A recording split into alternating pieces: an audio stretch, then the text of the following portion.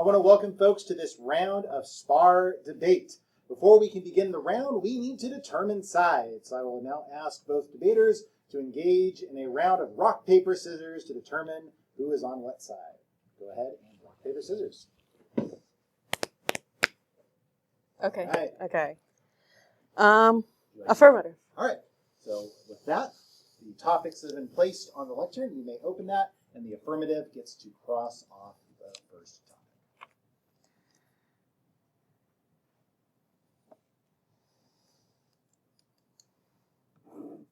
Great. Negative gets to cross off the second topic and choose the sides.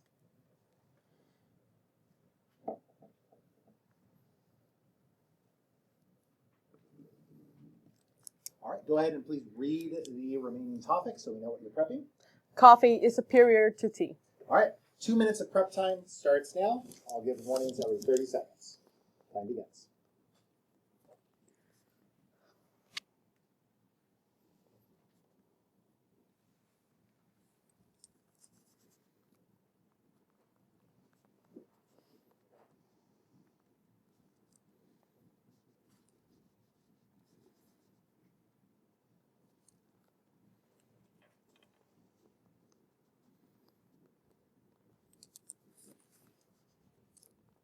Thirty seconds used.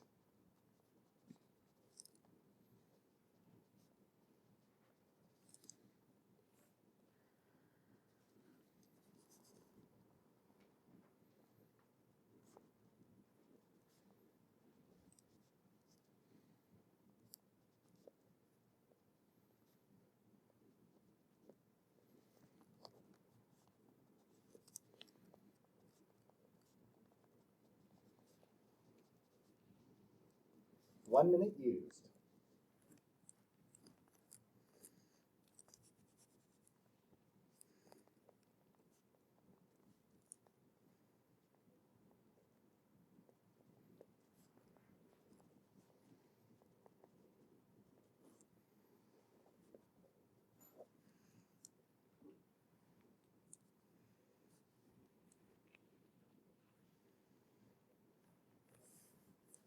One minute and 30 seconds used.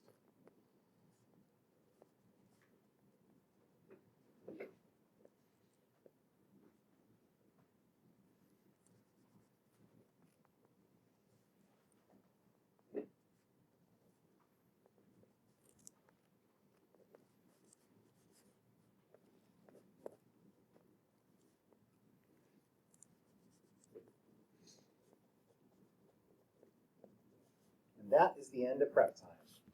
All right, I now turn the floor over to the affirmative to deliver a constructive speech not to exceed 2 minutes.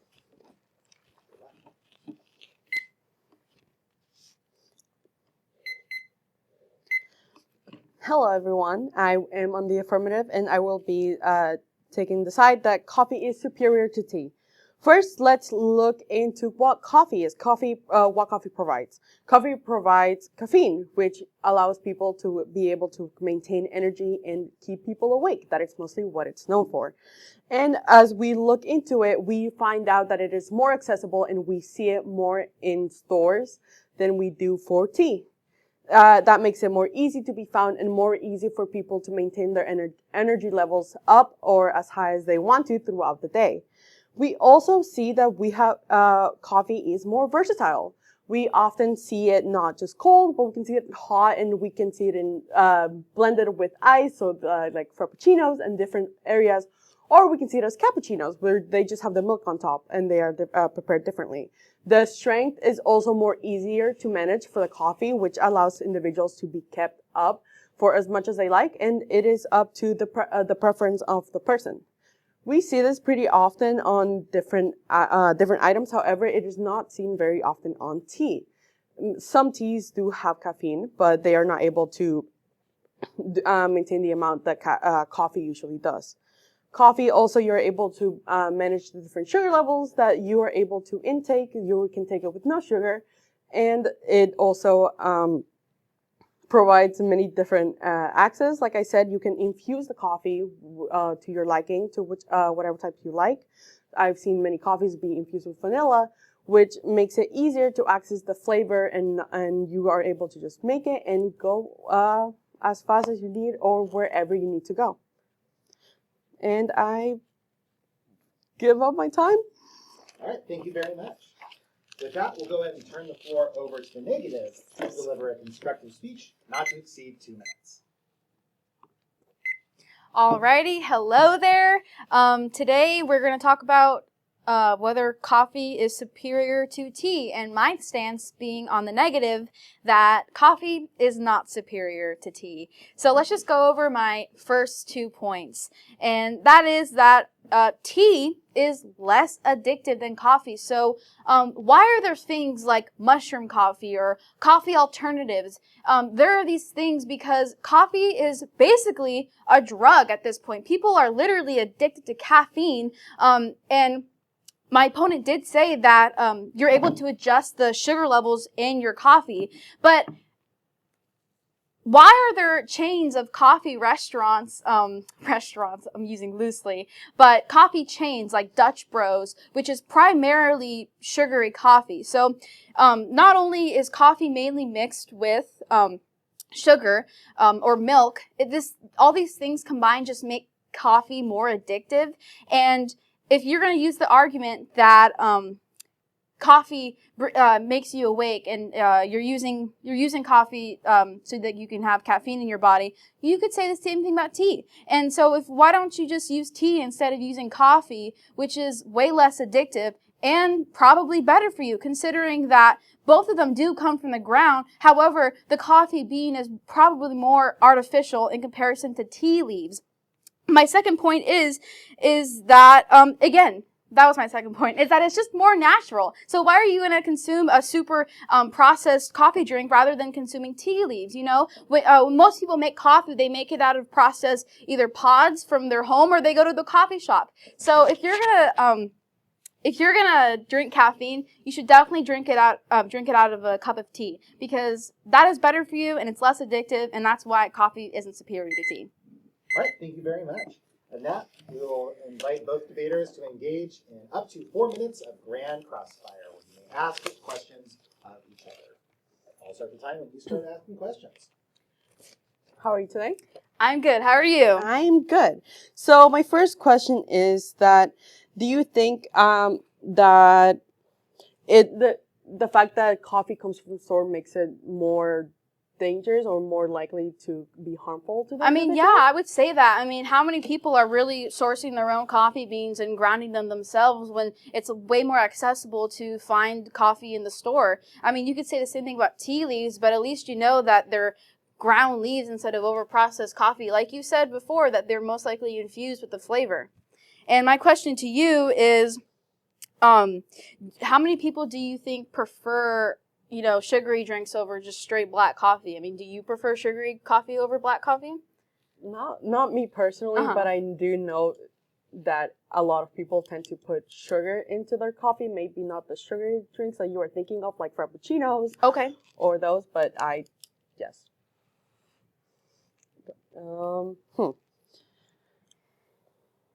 I have another question. Yeah, go ahead.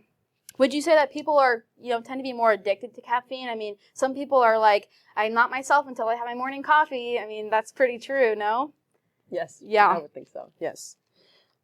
However, tea, that same argument, going back to the additives that could potentially be added to coffee, the same thing could apply for tea. The ingredients, the leaves, they're right there in the little bag.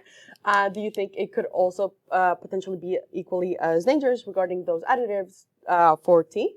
It definitely could, but I just feel like when you compare the two, I feel as though majority of people tend to not really look at that when they're drinking coffee, but when they're drinking tea, they're looking for more natural effects to their body. And here's my second question. So you said there's different types of way to drink caffeine in coffee, right? So do those ways, besides like the flavor, right? Because the cappuccino is going to be different than an espresso, right? They're made differently. So besides like the flavor, are there any different effects to coffee that people are seeking out? Like you wouldn't say like decaf, or because most of the time people drink coffee, they were drinking for the caffeine, right?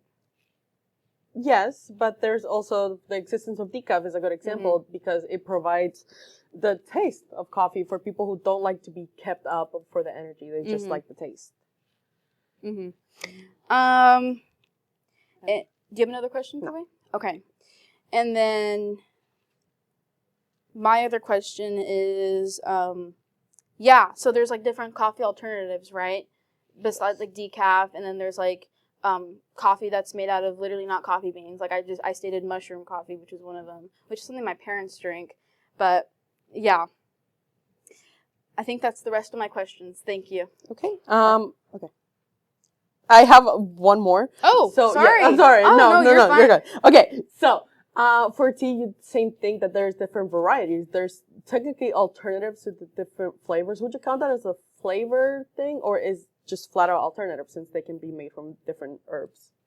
No, I just think when people drink different types of coffee, they're seeking out different effects on their body. So whether they're drinking tea to make them more energized, sorry, I meant tea. When they're drinking tea to be more energized, or tea to feel drowsy, or tea to just relax, you don't really have that when you're drinking coffee because you're really only seeking the addictive effects of caffeine. But yes. Okay, I don't have any more questions. That is all. Thank you. All right, thank you both for that grand crossfire. At this point, we are now going to move into the rebuttal speeches, starting with the affirmative. And so I'm looking for a affirmative rebuttal speech not to exceed 2 minutes. Okay, so yes, I will be doing my rebuttal for the affirmative, which is that coffee is superior to tea. Let's start off with what my opponent said, that different people are often looking for the high of the caffeine to be able to maintain themselves energized. However, we often, the existence of decaf kind of proves the point that people often just like the flavor. They're not looking necessarily to be energized or be kept up. They like the flavor and essentially, potentially the mixtures of flavors that you can make, not just with the coffee, but with the sugar and milk and other added items. Tea, however, does not often provide many varieties, that opportunity to be able to mix up your tea. You can mix up the flavor, but if a British person looks at you and sees that you're adding milk to your tea, then it is suddenly very bad. However, with coffee, you're able to mix up your drinks. You're not able, you don't necessarily just have to stick with black coffee. You can do whatever you want with it, which is often not seen as, it's controversial a little bit with tea. However, I also want to point out that coffee is also very accessible. Mostly when you go into a workplace, in the break room, you often see a coffee pot. You often are not able to see that teas or just boiling water is accessible for people. They usually have to bring it or make it themselves in order to enjoy tea, which makes coffee, I think, superior just because it is more engraved into our society.